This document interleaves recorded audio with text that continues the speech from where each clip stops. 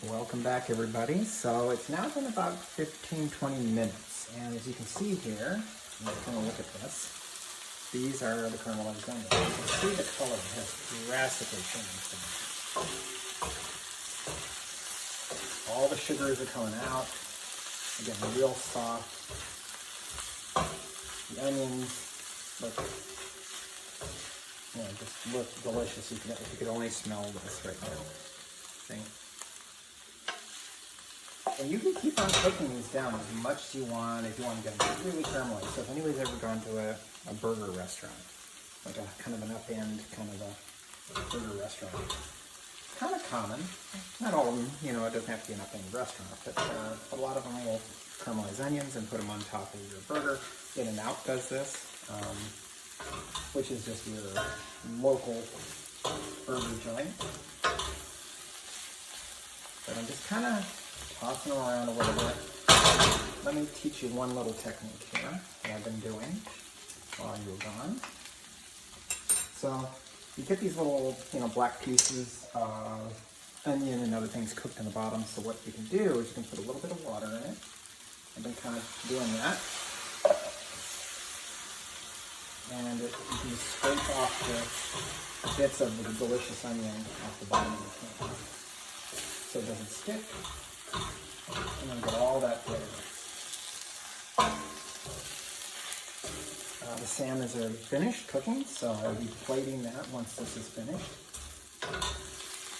So we're getting pretty close, so I'm just going to let it sit here for just a tiny bit longer and cook down a little bit more. But again, this is a personal preference, so if you like it really soft and really caramelized, you can keep on going as long as you want with this. So now let's remember what it looked like when we first started.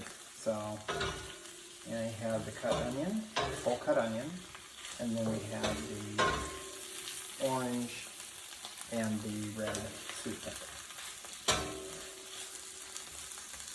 And as you can see here, it's getting really, really close to being complete. Kind of charred.